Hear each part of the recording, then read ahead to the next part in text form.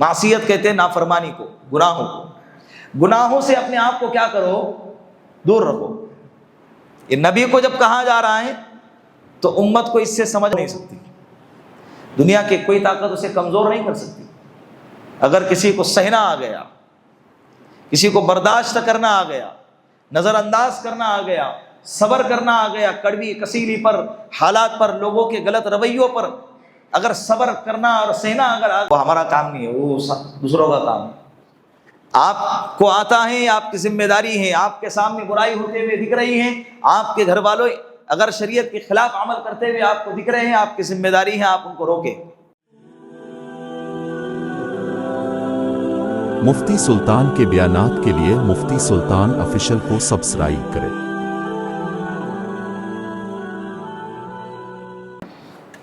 الحمد للہ نحمده ونستعینه ونستغفره ونؤمن به ونتوکل علیہ ونعوذ باللہ من شرور انفسنا ومن سیئات اعمالنا من يهده اللہ فلا مضل له ومن يضلله فلا هادی له ونشهد ان لا الہ الا اللہ وحدہ لا شریک له ونشهد أن سيدنا وسندنا وحبيبنا ومولانا محمدا عبده ورسوله أما بعد فقد قال الله تبارك وتعالى في القرآن المجيد والفرقان الحميد فأعوذ بالله من الشيطان الرجيم بسم الله الرحمن الرحيم يا أيها المدثر قم فأنذر وربك فكبر وثيابك فطهر والرجز فاهجر ولا تمنن تستكثر ولربك فاصبر صدق اللہ العظیم۔ درود پاک پڑھ لے ایک مرتبہ۔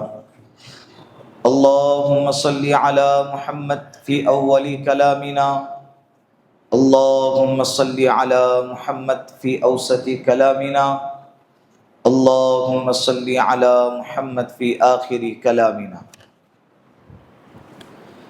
گزشتہ چند مجالس میں سورۃ المزمل کا خلاصہ آپ حضرات کی خدمت میں پیش کیا گیا، اور گزشتہ مجلس میں آپ لوگوں نے سنا کہ جس طرح سے اللہ رب العزت نے پورے قرآن کریم میں 6 قسم کے مضامین بیان فرمائے ہیں۔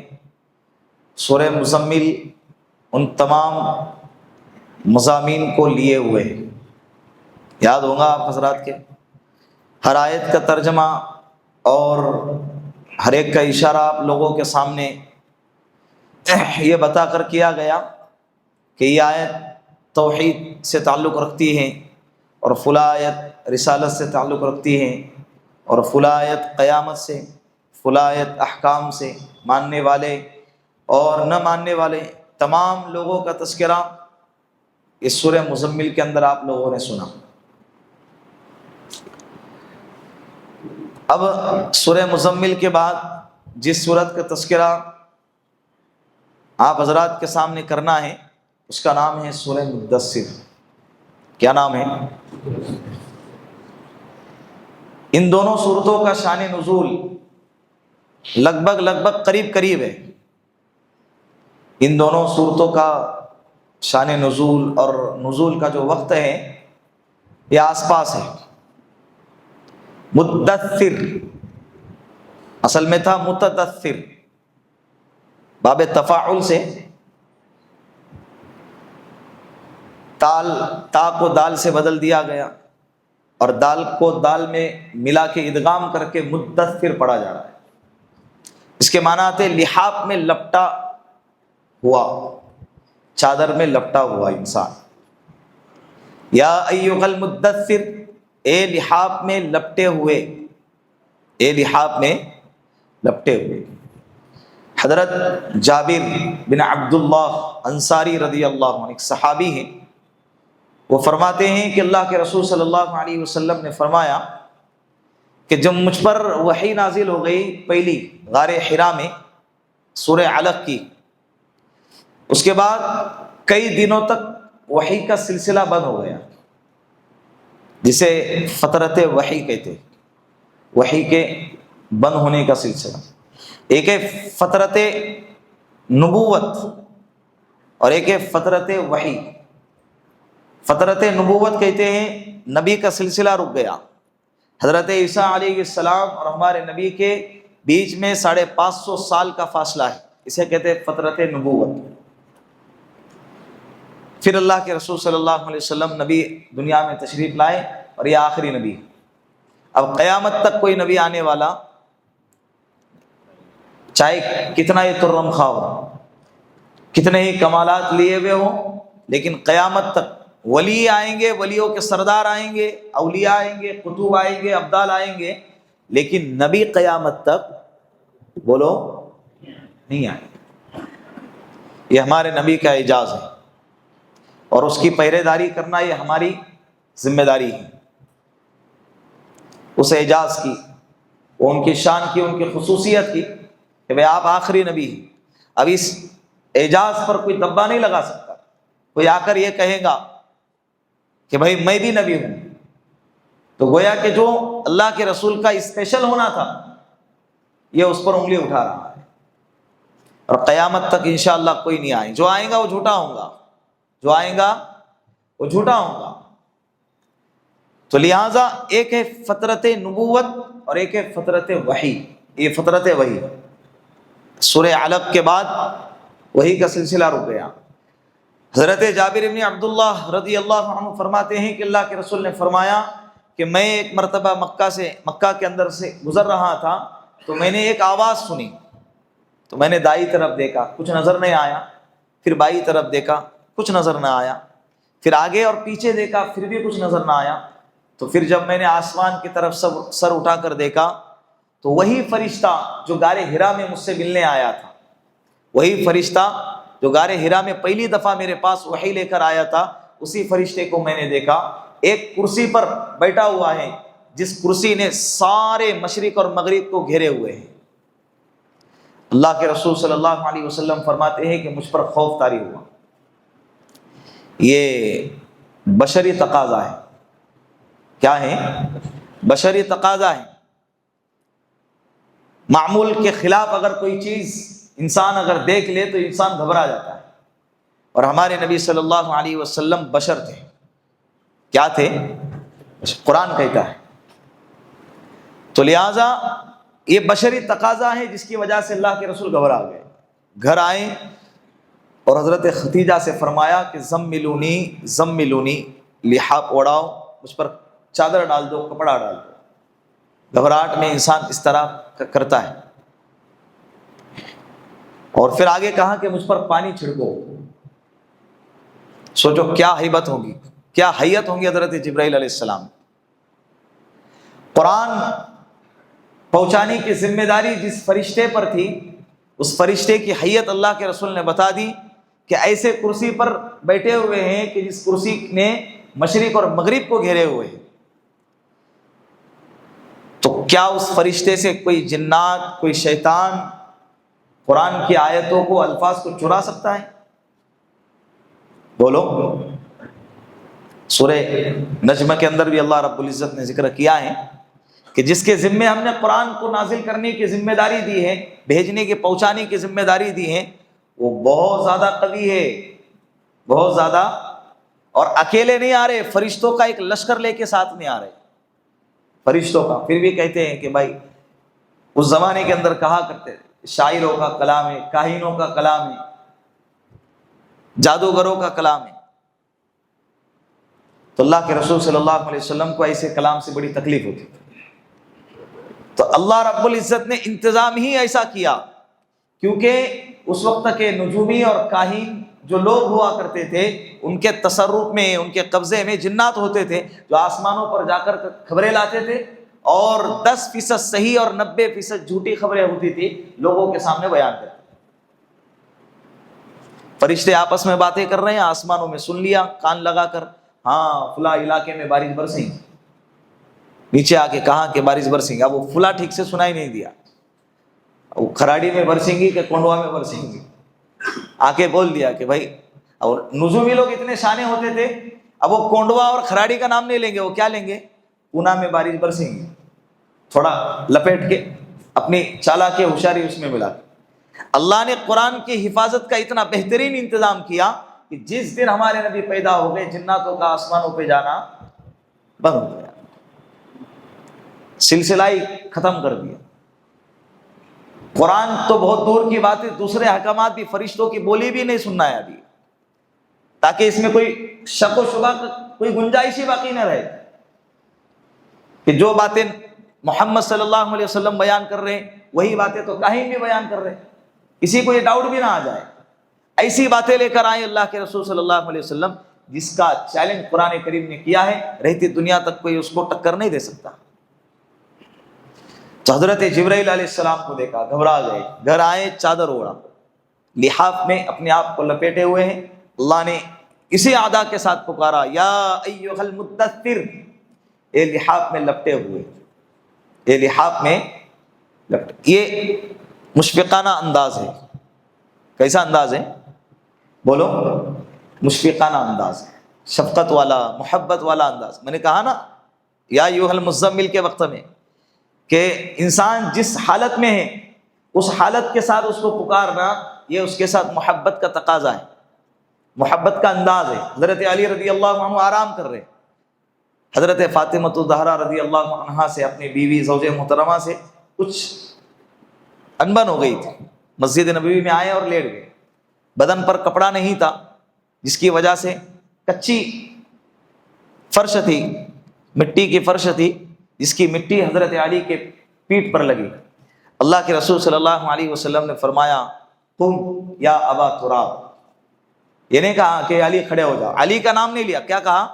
قم یا ابا تراب، اے مٹی والے کھڑے ہو جاؤ، اے مٹی والے کھڑے ہو جاؤ۔ مٹی لگی ہوئی تھی نا، اسی حیت کی طرف دیکھ کر اللہ کے رسول نے وہ جملہ استعمال کیا۔ اللہ کے رسول سے کہا جا رہا ہے، یا ایھا المدثر، اے لحاف میں لپٹے ہوئے، قم فانذر، کھڑے ہو جاؤ اور لوگوں کو اب ڈراؤ، لوگوں کو کیا کرو؟ اب بیٹھنا نہیں ہے۔ سورہ مزمل کے اندر اصلاح انفرادی تھی، یہ اپنی ذاتی اصلاح کی ترغیب سورہ مزمل میں دی گئی، اور اس صورت کے اندر تبلیغ کا حکم دیا جا رہا ہے۔ اس کا حکم دیا جا رہا ہے تبلیغ۔ کہتے ہیں نا تبلیغ کہاں سے ثابت ہے؟ بھائی قرآن سے ثابت ہے۔ کہاں سے ثابت ہے؟ قرآن سے ثابت ہے۔ قم فانذر، قرآن کہہ رہا ہے، نبی کو حکم دیا جا رہا ہے، کھڑے ہو جائیے اور امت کو ڈرائیے، لوگوں کو ڈرائیے، ہمارے عذاب سے ڈرائیے، موت سے ڈرائیے، مرنے کے بعد اٹھائے جانے سے ڈرائیے، اسلام پر اگر آؤں گے تو نجات ہے، نہیں آؤں گے تو ان کو کیا ہوگا یہ ان کو بتلائیے۔ یہ ڈرانے کا حکم دیا گیا۔ ایک جگہ پہ ہے، یا ایھا الرسول، اے رسول، اللہ کے رسول کا سب سے بہترین جو خطاب تھا وہ رسول اللہ، سب سے بہترین خطاب کیا تھا؟ رسول اللہ، اللہ کے رسول۔ اللہ کے رسول کو کہا جا رہا ہے، اے رسول، ہم نے آپ کو جو ذمہ داری عطا کی گئی وہ آپ پوری ادا کر دیجئے۔ اگر آپ نے اس میں اگر کمی کوتاہی کی تو گویا کہ آپ نے اس کا حق ادا، رسالت کا حق ادا نہیں کیا۔ اس میں بھی تبلیغ کا حکم دیا جا رہا ہے۔ اللہ کے رسول صلی اللہ علیہ وسلم نے حجۃ الوداع کے موقع پر فرمایا، بلغوا عنی ولو آیا، آپ میری جانب سے آپ کو اگر ایک آیت بھی پہنچتی ہے تو آپ کی ذمہ داری ہے کہ آپ اس کو کیا کریں؟ آگے فارورڈ کریں، آگے پارسل کریں اس کو۔ وہ ہمارا کام نہیں ہے، وہ دوسروں کا کام ہے۔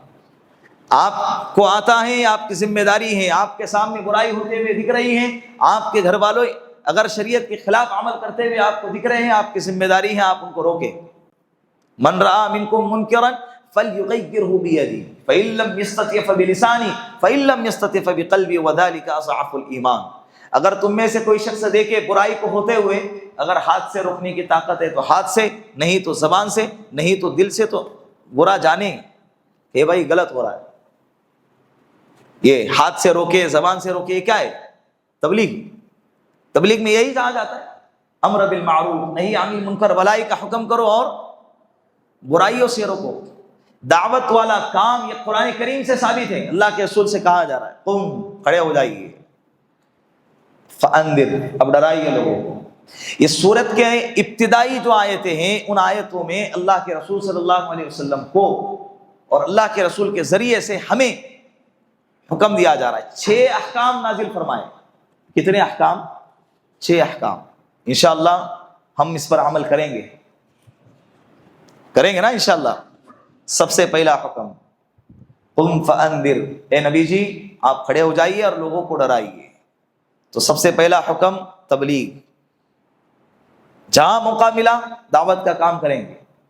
تبلیغ کے لیے ایک اسپیشل کوئی جگہ نہیں، شادی بیاہ میں ہیں، جنازوں میں ہیں، کسی مہمان کے یہاں گئے، سفر میں ہیں، عیادت میں ہیں، حضر میں ہیں، جہاں بھی گئے، اگر وہاں ہم کو ایسا لگتا ہے کہ سامنے والا بندہ یہ دعوت کا محتاج ہے، اسلام کا ایمان کا محتاج ہے، ہم اس کو پہنچائیں گے۔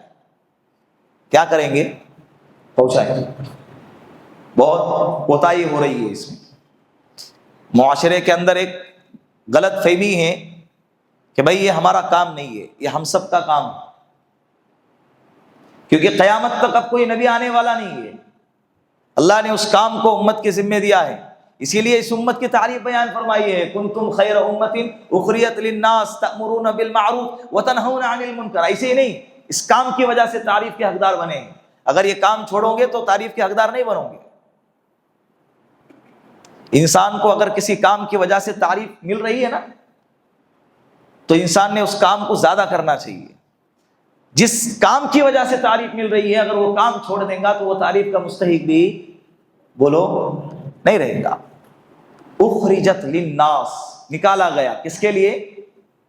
اپنے لیے نہیں، لوگوں کے لیے نکالا گیا ہے۔ بھائی تم کو پیدا ہی کیا گیا، ارے خود کے لیے جیا تو کیا جیا، اصل جینا تو دوسروں کے لیے جینا ہے۔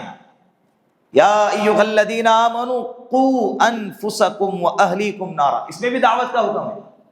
اپنے آپ کو پھر اپنے گھر والوں کو جہنم کی آگ سے بچاؤ۔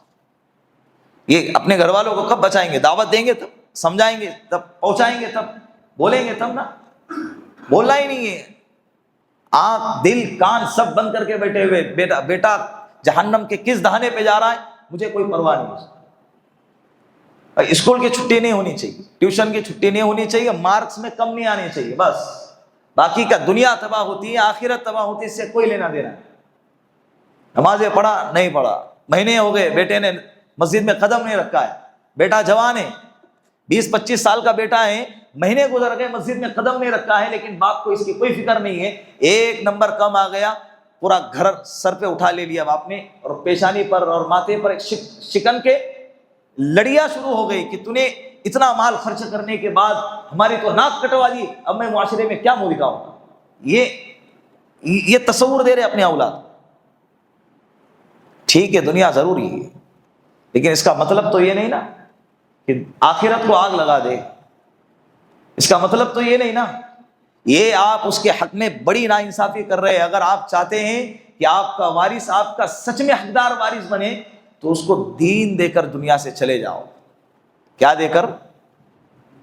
دنیا تھما کے جاؤ گے نا، قبرستان میں سال گزریں گے، شب برات کے علاوہ کبھی نہیں آئے گا۔ وہ شب برات کا انتظار کرے گا تمہارے قبر پہ آنے کے لیے، تم کو ملنے کے لیے، بھائی شب برات کب آئیں گے، اجتماعی اعتبار سے سب کو لے کے جاؤں گا۔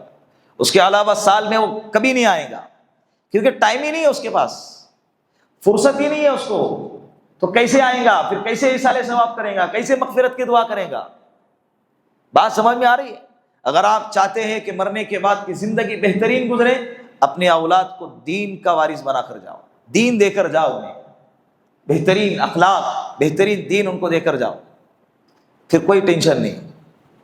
اللہ کے رسول نے فرمایا نا، انسان جب مرتا ہے دفتر بند۔ 3 چیزیں ہیں ایسی جس کے بعد مرنے کے بعد بھی دفتر جاری رہتا ہے۔ 3 اعمال ایسے ہیں کہ جو بندہ اگر زندگی میں کر کے جائے گا تو اس کا دفتر پھر بھی کیا رہے گا؟ مرا ہے، کچھ بھی نہیں کر رہا ہے، پھر بھی نام اعمال میں ثواب پہ ثواب، ثواب پہ ثواب لکھتے جا رہے ہیں۔ سب سے پہلی چیز کیا ہے؟ علم ينتفع به، ایسا علم چھوڑ کر گیا کہ جس سے امت فائدہ اٹھا رہی ہے۔ شاگرد چھوڑا، کتابیں لکھا، لوگوں کو فائدہ پہنچایا، اور اتنا علم چھوڑا کہ جس کے علم سے لوگ فائدہ اٹھاتے جا رہے ہیں۔ یہ مر گیا، اس کے شاگرد کام آگے بڑھاتے جائیں گے، اس کا ثواب اس کو ملتا جائے۔ او صدقۃ جاریۃ، صدقہ جاریہ دوسرے نمبر پہ، کنواں کھودا، مسافر خانہ بنایا، یتیم خانہ بنایا، مدرسہ، مسجد میں بور لے کر دے دیا، یہ صدقہ جاریہ ہے۔ مر گیا، وضو خانے سے لوگ آ رہے، وضو کر رہے، نماز پڑھ رہے، نماز مسجدیں بنایا، مسجد میں آ رہے، نماز پڑھ رہے، یہ سب صدقہ جاریہ ہے، اس کو ثواب ملتا جائے۔ تیسرے نمبر پر او ولد صالح، نیک اولاد۔ کون سی اولاد؟ نیک اولاد۔ نیک اولاد بھی انسان کا بہت بڑا قیمتی سرمایہ ہے، تو شروعات اپنے گھر سے کرنا ہے۔ تو پہلا حکم کیا ہے؟ قم فانذر، کھڑے ہو جاؤ۔ ابھی کھڑے ہونے میں دو تین معنی ہیں، ایک تو یہ کہ بستر میں جو ہے چادر پھینک دو، اب کھڑے ہو جاؤ، اور ایک تو یہ ہے کہ بھائی تیار ہو جاؤ۔ اب کیا ہو جاؤ؟ تیار ہو جاؤ۔ کہتے ہیں نا ہو گیا اب آرام، چلو صبح نکلنا ہے، کھڑے ہو جاؤ۔ ابھی صبح نکلنا ہے نا، لیکن کہتے ہیں اب تیار ہو جاؤ۔ جماعتیں آتی ہے مسجد میں 3 دن تک قیام کرتی ہے، اب 3 دن کی چوتھا دن جو صبح نکلنا ہوتا ہے تو کیا کہتے ہیں؟ بھائی سامان لپٹو، ابھی تیار ہو جاؤ۔ اب نکلنا کب ہے؟ کل ہے، لیکن ابھی کہتے ہیں کھڑے ہو جاؤ، یعنی تیار ہو جاؤ۔ فانذر، اب کام کرنا ہے۔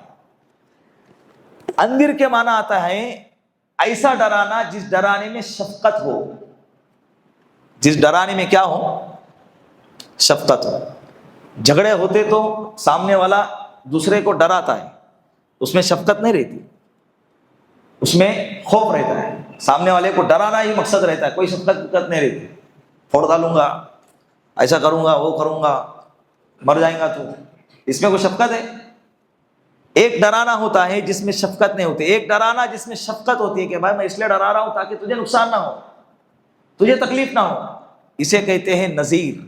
ایسے ڈرانے والے کو کیا کہتے ہیں؟ نذیر۔ جا بجا اللہ کے رسول صلی اللہ علیہ وسلم کو نذیر کے لقب سے بھی پکارا ہے، نذیر اور بشیر، بشارت دینے والا اور ایسا شفقت کے ساتھ ڈرانے والا، ایسا ڈرانے والا جس میں شفقت ملی ہوئی ہے۔ یہاں پر صرف نذیر کا تذکرہ ہے، شفقت کا تذکرہ، بشیر خوشخبری کا تذکرہ نہیں ہے۔ مفسرین نے اس کی وجہ بیان فرمائی کہ جن لوگوں کو آپ دعوت دینے جا رہے ہوں، یہ وہ لوگ ہیں جنہوں نے ایمان قبول نہیں کیا ہے، تو جو مسلمان نہیں ہے ان کو خوشخبری نہیں ہے، جو مسلمان نہیں ہے انہیں آخرت کی کوئی خوشخبری نہیں ہے، انہیں تو صرف ڈرانا ہے۔ ہاں، ڈر کر اگر اسلام پہ آئے تو پھر اس کے بعد دوسرا نمبر کس کا؟ خوشخبری کا ہے۔ تو پہلا حکم دعوت کا کام، قم فانذر۔ دوسرا حکم وربک فکبر، اپنے رب کی تکبیر بیان کیجیے۔ تکبیر تو اصل میں اللہ اکبر کو کہتے ہیں۔ مفسرین نے دوسرا مطلب بھی نکالا ہے کہ ہر وہ کلمہ جس سے اللہ کی بڑائی بیان کی جاتی ہو اس کو تکبیر کہتے ہیں۔ تو نبی کو حکم دیا جا رہا ہے اللہ کی بڑائی بیان کیجیے، اللہ اکبر کا نعرہ لگائیے، اللہ کی کبریائی بیان کیجیے، ہمیں حکم دیا جا رہا ہے اللہ کے رسول کے ذریعے سے۔ دوسرے نمبر پہ کیا؟ اپنے عمل کے ذریعے سے، اپنے قول کے ذریعے سے، اپنے فعل کے ذریعے سے امت کے سامنے اللہ کی کبریائی کو بیان کیجیے۔ دعوت کے کام میں نہیں، جب گشت میں نکلتے ہیں تو متکلم کو یہ ترغیب دی جاتی ہے کہ جس کے پاس جائے تو اس سے کہے کہ بھائی اللہ کے بندے اللہ کے گھر سے اللہ کی بات کو لے کر آئے، اللہ بڑے، اللہ کی بات بڑی، اللہ بڑے، اللہ کی بات بڑی۔ تو اللہ کی کبریائی بیان کرنا ہے، تو اللہ کی بڑائی بیان کرو۔ دوسرا حکم اللہ کی کبریائی کو بیان کرو۔ تم جتنا اللہ کی کبریائی کو بیان کرو گے اللہ تمہارے مقام کو مخلوق میں اتنا اونچا کرے گا، یہ پکی بات ہے۔ یہ کیا ہے بولو؟ حضرت بشر حافی رحمۃ اللہ علیہ، نام سنا ہے؟ بڑے اللہ والے تھے، شراب پیتے تھے، ہر وقت شراب میں دھت رہتے تھے۔ بارش کا موسم ہے، بارش برس رہی ہے، تو نشے کی حالت میں ڈلتے ڈلاتے چلتے جا رہے ہیں تو دیکھا کہ راستے میں ایک کاغذ کا ٹکڑا پڑا ہوا ہے، اس پر اللہ لکھا ہوا ہے، لفظ اللہ۔ نشے کی حالت میں جب دیکھا فوراً اس کو اٹھایا، صاف کیا، چوما اور بارش سے اس کو بچا کر گھر لے کر آئے اور اس کو اونچی جگہ پہ رکھا۔ رات میں سوئے، اللہ کی طرف سے آواز آئی، اے بشر، تو نے ہمارے نام کو اونچا کیا، ہم مخلوق میں تجھ کو سب سے اونچا کریں گے۔ تو نے ہمارے، تو ہم اللہ کے نام کو لے کر جب مخلوق میں جائیں گے، نیت صرف اللہ کو راضی کرنے کی ہے، نیت صرف اللہ کی بڑائی بیان کرنے کی، نیت صرف اللہ کے دین کو مخلوق تک پہنچانے کی، اس کے علاوہ کوئی غرض نہیں ہے۔ اللہ پھر ہم کو ضائع نہیں کریں گے۔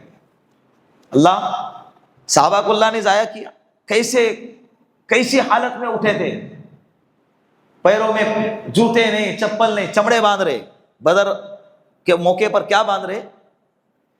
پیروں پر چمڑے باندھ رہے، چمڑا لگا رہے اور اوپر سے دھاگے سے اس کو کیا کر رہے؟ باندھ رہے، تاکہ گرمی سے بچاؤ کا سامان بنے۔ ایسی حالت ہے، پیٹ پر پتھر باندھا جا رہا ہے غزوہ خندق کے موقع پر، کپڑے پہن رہے تھگلے لگے ہوئے، ایک ہی چادر ہے، 2 ٹکڑے کر کے اوپر ایک نیچے ہے، یہ حالت ہے، کھانے کے مسئلے۔ لیکن اللہ کے دین کو اتنا پھیلایا تو اللہ نے ان کو ایسے چمکایا کہ فارس کے بھی فاتح بنے، روم کے بھی فاتح بنے۔ حضرت خالد ابن ولید کا نعرہ ہوتا تھا، انا فارسی الزدید انا خالد ابن الولید، میں فارس کا قاتل ہوں، میں خالد ابن ولید۔ اللہ رب العزت نے پورے ملک فارس کو، یہ سپر پاور تھی اس وقت کی، ان کے قدموں میں ڈال دیا۔ آج ہم ایک 2 ٹکے کا انسان جس کے گھر میں کوئی حیثیت نہیں ہوتی ہے، جب سامنے آتا ہے تو مرغوب ہو جاتا ہے۔ اللہ نے ان کا خوف ہمارے دلوں میں ڈال دیا، اور ہمارا خوف ان کے دل سے اللہ نے نکال دیا، اس لیے کہ ہم نے یہ والی محنت چھوڑ دی۔ ہم نے یہ محنت کیا کر دی؟ چھوڑ دی، کرنا ہی نہیں ہے، بس مال کمانے میں لگے ہوئے، مال کمانے میں لگے ہوئے۔ اللہ حفاظت فرمائے۔ تیسرا حکم، وَثِيَابَكَ فَطَهِّرْ، اپنے لباس کو فطاہر، صاف ستھرا کرو، پاک صاف رکھو، اپنے لباس کو کیا کرو؟ صاف ستھرا رکھو۔ ثیابک کا اصل ترجمہ تو کپڑے ہے، لیکن مفسرین نے اس کے اور بھی ترجمے لکھے۔ وَثِيَابَكَ فَطَهِّرْ، اپنے دل کو پاک صاف رکھو، اپنے جسم کو پاک صاف رکھو، اپنے ظاہر کو پاک صاف رکھو، اپنے باطن کو پاک صاف رکھو۔ یہ کس کو کہا جا رہا ہے؟ کیا ہمارے نبی ناپاک تھے؟ نعوذ باللہ۔ ہمارے نبی کے ذریعے سے امت کو تعلیم دی جا رہی ہے، نبی کے ذریعے سے امت کو تعلیم دی جا رہی ہے، اور اللہ کو پاکی بڑی پسند ہے۔ ایک بات یاد رکھے، ایک ویڈیو ایسا آیا تھا، اسٹیشن کے اوپر ایک بندہ ہے، ناک میں سے گندگی ٹپک رہی ہے، کئی مہینوں سے نہایا نہیں ہے، کپڑے میلے کچیلے ہیں، پھٹے ہوئے کپڑے ہیں، بال ایسے کیا ہے جھومر لٹکے ہوئے جیسے بال ہیں اس کے، اور لوگ اس کے آگے پیچھے، بھائی بہت بڑا بابا ہے، کیا ہے؟ بہت بڑا بابا ہے، جو جتنے سالوں سے نہیں نہائے گا، وہ کہتے ہیں نا کہ جتنی پرانی شراب وہ اتنی زیادہ قیمتی، تو بندہ جتنے مہینے زیادہ نہیں نہائے گا وہ ان کے نظر میں وہ اتنا قیمتی، وہ اتنا زیادہ بابا ہے۔ ہمارے یہاں ایسا نہیں۔ وَثِيَابَكَ فَطَهِرْ، پاکی اللہ کو پسند ہے۔ پاکی کیا ہے؟ اللہ کیا بندہ ہے بولے 2 مہینے سے نہایا نہیں، کیا کمال ہے، کمال ہے بھائی، باسنڈا ہے کیا ہے؟ بولو، اس کی کوئی اہمیت نہیں ہے۔ اسلام پاکیزگی سکھاتا ہے۔ اسلام کیا سکھاتا ہے؟ پاکیزگی، طہارت سکھاتا ہے۔ اللہ کے رسول نے فرمایا نا، الطہور شطر الایمان، پاکی آدھا ایمان ہے، ایمان کا حصہ قرار دیا ہے پاکی کو۔ اسی لیے نماز سب سے بڑی عبادت، اور اس کے لیے سب سے پہلی شرط کیا ہے؟ طہارت، پاکیزگی، وضو، غسل، یہ سب سے پہلی شرط ہے۔ وَثِيَابَكَ فَطَهِرْ، اللہ کے قریب جانا ہے نا، پاکیزگی ہے۔ بزرگ کو بولے ٹائم ہی نہیں مل رہا نہانے کے لیے، کیا نہیں مل رہا؟ ٹائم ہی نہیں مل رہا نہانے کے لیے۔ بھائی نہانا پڑے گا، تجھے نہانا پڑے گا۔ قریب اگر آنا ہے عبادت میں، اس میں اگر قریب آنا ہے، اللہ کے قریب آنا ہے، تو تجھے پاکیزہ رہنا پڑے گا۔ اور فرشتوں کو بھی پاکیزہ ماحول پسند ہے۔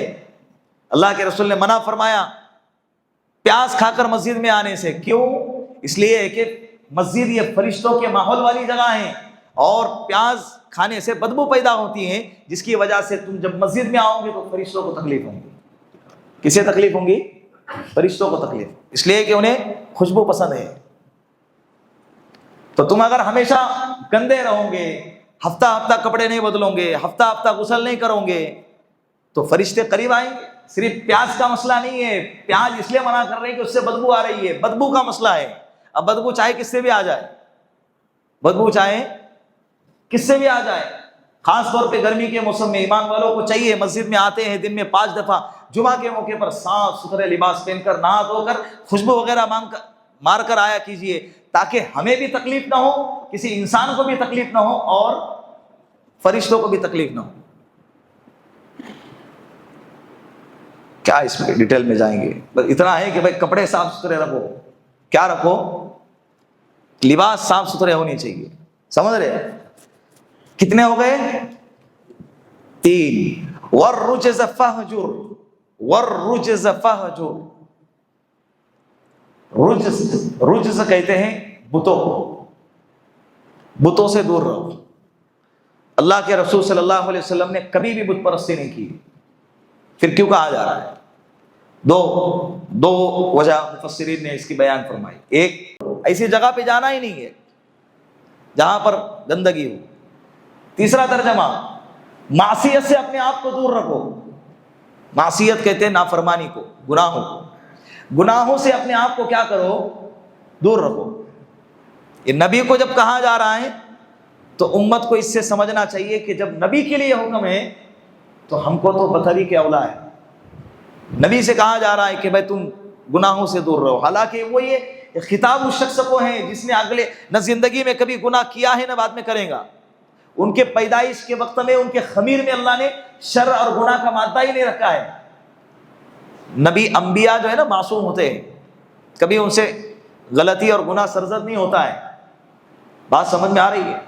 جب ان کو کہا جا رہا ہے کہ گناہوں سے دور رہو تو ہم کو تو بطریق اولا گناہوں سے بچنا چاہیے۔ والرجز فہجر، گناہوں سے اپنے آپ کو دور رکھو۔ بہت زیادہ چوکنا رہنے کی ضرورت ہے، غفلت والی زندگی نہیں، چوکنا بیداری والی زندگی ہونی چاہیے۔ ایمان والا بیدار ہوتا ہے۔ ایمان والا کیا ہوتا ہے؟ بولو، بیدار ہوتا ہے۔ کتنے ہو گئے؟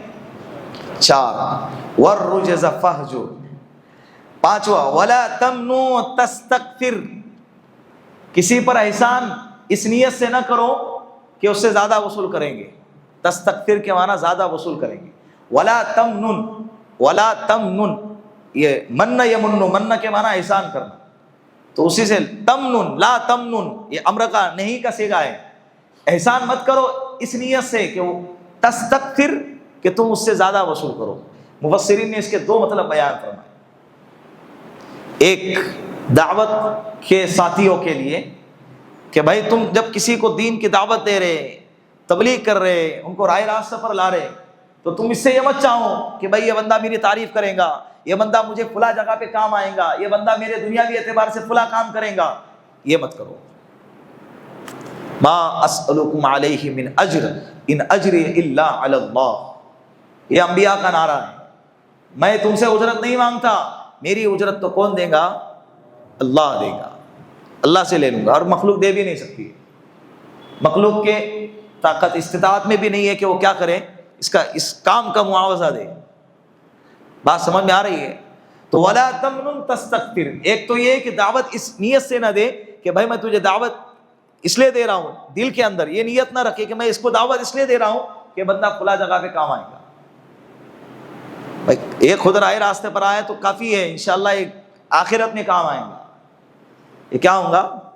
آخرت میں کام آئے گا۔ ایک مطلب تو اس کا یہ۔ دوسرا مطلب، کسی کو اگر تحفہ دے رہے، کسی پر احسان کر رہے، کسی کا قرضہ ادا کر رہے، کسی کی بیماری میں اس کی مدد کر رہے، ایجوکیشن میں مدد کر رہے ہیں، تو نیت یہ نہیں ہونی چاہیے کہ بھائی یہ ابھی میں اس کو 1 لاکھ دے رہا، بعد میں یہ میری 2 لاکھ کی مدد کرے گا۔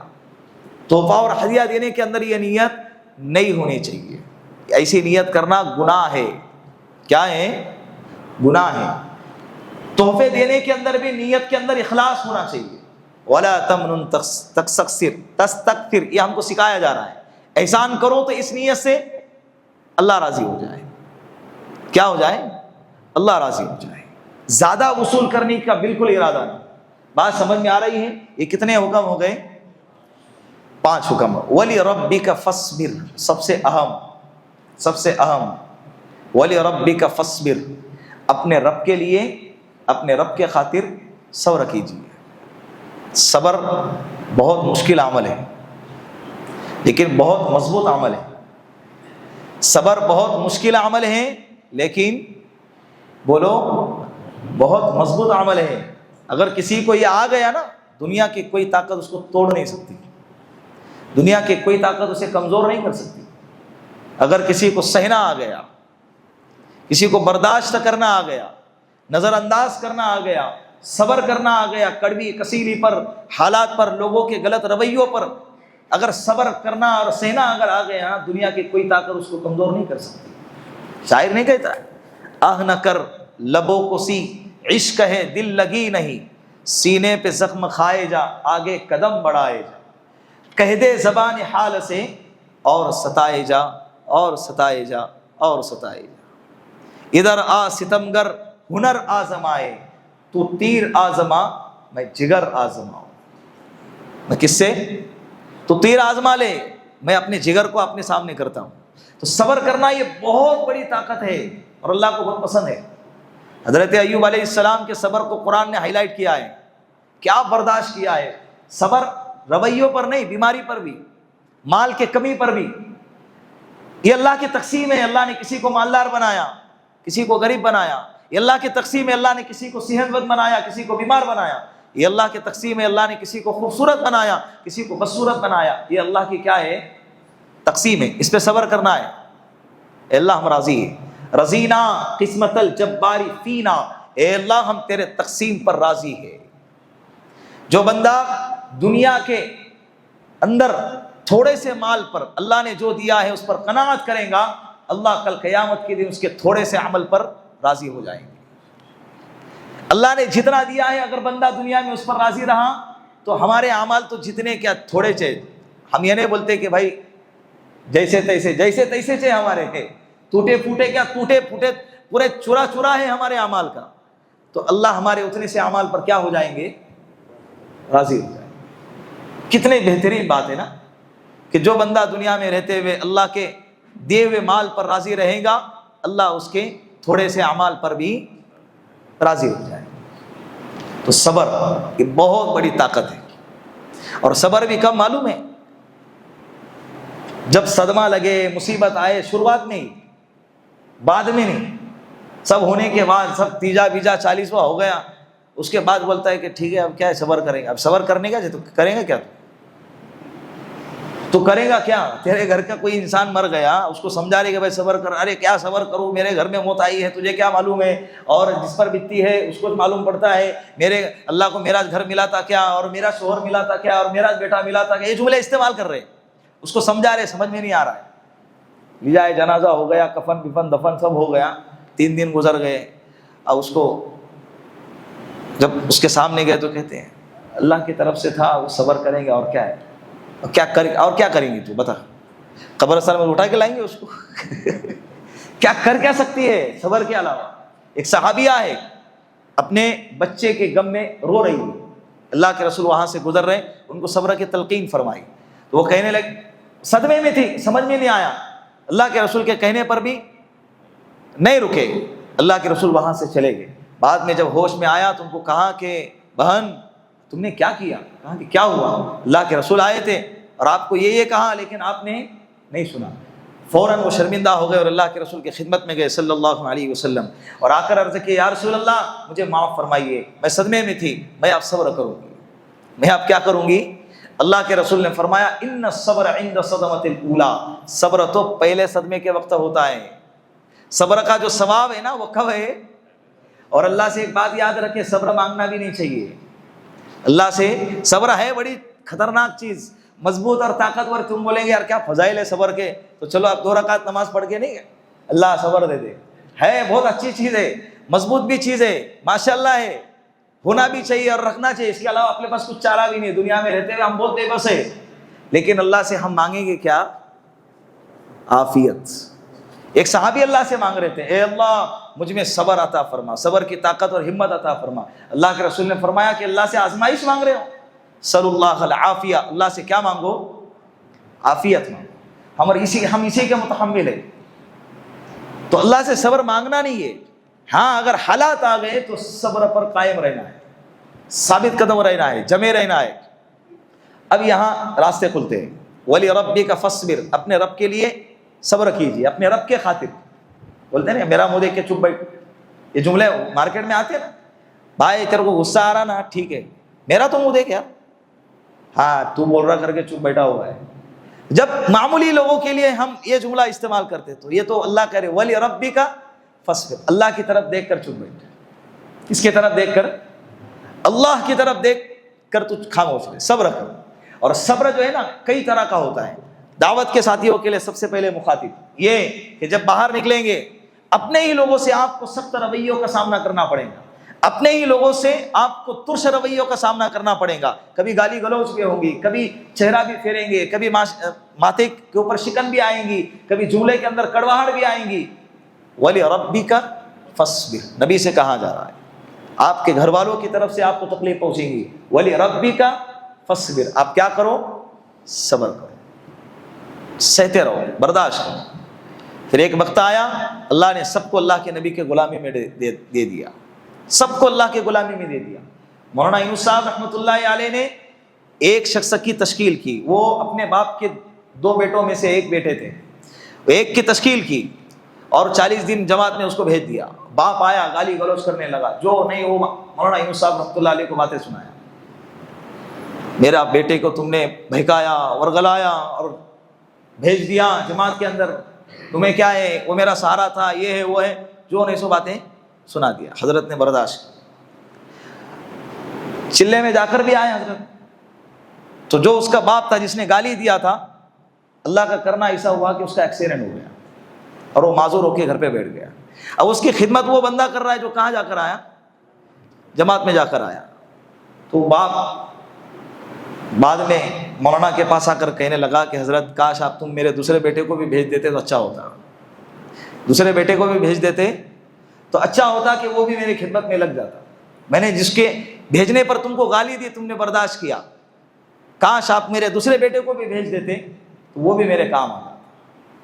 سہوں گے بعد میں پھر اللہ راستے کھولیں گے, بعد میں اللہ گالی دینے والے تمہاری خدمت کرنے والے بنیں گے. وہ خدمت کرنے والے بننا کر کے صبر نہیں کرنا, وہ بنیں گے تو بنیں گے, نہیں تو آخرت میں تو بنیں گے, آخرت میں تو کام آئیں گے نا. بھائی ابھی گالی سنیں گے بعد میں بیچارہ پیر دبائیں گا آپ لے, ویسا نہیں, یہ نیت رکھنا ہی نہیں ہے. وَلِرَبِّكَ فَاصْبِرْ, کس کے لیے؟ اللہ کے لیے, اللہ کے لیے برداشت کرنا ہے. گھر والوں کی طرف سے بھی, عورتوں کی طرف سے بھی آئیں گے ایسے تانے, اٹھ چھوٹ جا رہے جماعت میں, کیا گھر میں کیا ہو رہا, بچے دکھ رہے نہیں اور ہمارے حالات کیا ہو رہے, نکل برداشت کرو. کیا کرو؟ حالات آئیں گے برداشت کرو, اولاد کی طرف سے, کبھی گھر والوں کی طرف سے, رشتہ داروں کی طرف سے, برداشت. دوسرے نمبر پر اس کی تفسیر وَلِرَبِّكَ فَاصْبِرْ, دنیا کے اندر کچھ بھی حالات آ جائے, بیماری آئی صبر کرو. بیماری آئی, سامنے والا بندہ ہے کیسا ہے, ارے کیا بہت دکھ رہا ہے, یہ دکھ رہا ہے, وہ ٹھیک کرنے والا ہے. وہ کیا کرنے والا ہے, تمہارے پیٹ میں شوگر نکال کے پھینکنے والا ہے, بتاؤ. ارے اچھا شوگر ہے تیرے کو, ادھر ہاتھ ڈالا اور نکال کے پھینک دیا, وہ کرنے والا ہے. بتاؤ, سولوشن اس کے ہاتھ میں ہے, علاج اس کے ہاتھ میں ہے, اس کا حل اس کے ہاتھ میں ہے. نہیں ہے تو اس کے سامنے واویلا کر کے فائدہ کیا ہے, اس سے کہو الحمدللہ. حضرت ایوب علیہ السلام 18 سال تک ایسی بیماری میں تھے کہ جس کی کوئی انتہا نہیں, پھر بھی ان کے زبان پر اللہ کا نام اور اللہ کا ذکر جاری تھا. انتہا کو پہنچی تکلیف تو اس وقت میں کہا کہ اے اللہ اب بس ہو گیا, اب برداشت نہیں ہو رہا ہے. اب کیا ہے, اب برداشت نہیں ہو رہا ہے, اب عافیت کا اور شفا کا اور صحت کا معاملہ فرما. اللہ اسے مانگ رہے تو صبر کرنا ہے, لوگوں کے سامنے شکایت نہیں کرنا. مال کی کمی ہے, کوئی کسی کو مال دیتا نہیں, آج کسی کا کوئی سگا نہیں ہے, تو جتنا ملا ہے اس پر شکر کیجئے. اور اگر کمانا ہے, مال زیادہ چاہیے تو خود کمانے کی کوشش کیجئے, لیکن اللہ کی یہ تقسیم پر کبھی شکایت نہ کیجیے. اللہ تمہیں اتنا دیا اتنا دیا, جس کو جتنا بھی ملا ہے وہ اس کا مقدر ہے, نہ مقدر سے کبھی پہلے ملے گا اور نہ کبھی مقدر سے زیادہ ملے گا. اور جتنا مقدر میں ہے اس سے پہلے بھی کبھی انسان دنیا سے جائے گا نہیں. ملک الموت کو حکم دیا گیا ہے کہ جس کے مقدر میں جتنے لقمے ہیں اس کے لقمے کے ختم ہونے سے پہلے اس کے روح قبضہ کرنا. ملک الموت جب ہماری روح قبضہ نہیں کر سکتی تو ایرے غیروں کا کیا مجال ہے کہ وہ ہمیں نقصان پہنچا سکے.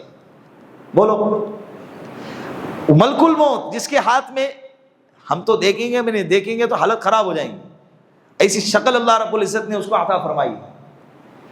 بڑے قافلوں کے ساتھ آتے ہیں روح قبضہ کرنے کے لیے, فرشتوں کی ایک جماعت کے ساتھ آتے ہیں روح قبضہ کرنے. تو اس کو حکم دیا گیا ہے کہ جب تک اس کے مقدر میں دانہ کھانا اور پانی جب تک موجود ہے، ایک قطرہ بھی باقی ہے اس سے پہلے اس کو لینا نہیں۔ تو مقدر سے زیادہ تو کس کو ملنا ہی نہیں۔ اس کا مطلب یہ بھی نہیں کہ بس بیٹھے رہو، آئے گا مقدر میں جتنا وہ کہیں جانے والا نہیں۔ سویگی زومیٹو کی طرح آئے گا، ویسا نہیں آئے گا۔ وہ سویگی زومیٹو کو پیسے دینے کے لیے تم کو باہر نکلنا پڑے گا، کمانا پڑے گا، اکاؤنٹ میں ڈالنا پڑے گا، پھر وہ مانگے گا نا 100 روپے، وہاں ڈال کر پھر وہ سویگی آئیں گی۔ تو تقدیر بھی اللہ رب بدر میں اتریں گے بدر میں جانا پڑے گا، پھر فرشتے اتریں گے۔ اللہ کے رسول چاہتے تو مدینے کے اندر رہ کر بھی اللہ سے دعا کر سکتے تھے، پھر فرشتے اللہ آسمان سے اتار سکتے تھے، لیکن اللہ کے رسول نے صحابہ کے 313 لشکر کو میدان بدر میں اتارے، اور اتارنے کے بعد اللہ سے کہا اے اللہ ان تہلک ہذہ العصابہ لن تعبد ابدا، اے اللہ اگر یہ جماعت ہلاک ہو گئی نا، پھر اس روئے زمین پر تیری عبادت کرنے والا کوئی باقی نہیں رہے گا، تو مدد نازل فرما۔ دوسرے دن صحابہ فرماتے آسمان سے فرشتوں کو اترتے ہوئے ہم نے دیکھا ہے، آسمان سے۔ تو بدر میں، مدینے میں نہیں، کہاں بولو؟ بدر میں۔ مطلب اس کا یہ ہے کہ کوشش کرو اللہ کی مدد آئیں گی، کوشش کرو اللہ کی مدد آئیں گی۔ کوشش کرنے والوں کی کبھی ہار نہیں ہوتی، لہروں سے ڈرنے والوں کی کبھی نیا پار نہیں ہوتی۔ تو یہ 6 احکامات ہیں، ان احکامات پر انشاءاللہ ہم کو عمل کرنا ہے، ٹھیک ہے۔ آگے کا جو ہے نا ایک تفصیلی لمبا قصہ ہے ولید ابن مغیرہ کا، اور اس کمبخت کا تذکرہ اس میں کیا گیا ہے۔ اللہ کے رسول صلی اللہ علیہ وسلم کے بارے میں اس نے جو جملہ استعمال کیا، اللہ کے رسول کے کلام کے بارے میں جو جملہ استعمال کیا، وہ اللہ کو پسند نہیں آیا۔ اللہ نے اس کو کیسی کیسی نعمتوں سے نوازا تھا، اس کے باوجود اس نے ناقدری کی اور اسلام اور ایمان قبول نہیں کیا، تو اللہ نے اس کے ساتھ کیا معاملہ کیا، آگے کے آیتوں کے اندر اسی کا تذکرہ ہے۔ زندگی باقی رہی تو انشاءاللہ آئندہ مجلس میں اس کا تذکرہ ہوگا۔ آپ لوگوں کے لیے ایک اعلان ہے کہ بھائی کل پورے حلقے کا جوڑ رکھا گیا ہے اپنے مجلس میں، اپنے مسجد میں، اس کی دعوت بھی چلائیں اور خود بھی پہنچنے کی کوشش کریں گے نا انشاءاللہ۔ ہفتے واری جوڑ جو ہوتا ہے وہ تو ہوتا ہے، یہ جوڑ باقاعدہ خاص اس کی دعوت چلائی جا رہی ہے اور اس کی دعوت دی جا رہی ہے لوگوں کے اندر، اس کو باقاعدہ خاص طور پر اس کو ہائی لائٹ کیا گیا ہے۔ تو آپ بھی اپنے متعلقین کو اس کی دعوت چلائیں کہ بھائی کھراڑی جامع مسجد بیگ نگر کے اندر جوڑ رکھا گیا ہے، آپ وہاں پر پہنچنے کی کوشش کریں، عصر سے لے کے فجر تک، ویسا تو فجر تک ہے، عشاء تک پہنچیں گے نا انشاءاللہ۔ اللہ عمل کی توفیق عطا فرمائے۔ سبحان اللہ بحمدہ، سبحانک اللہ۔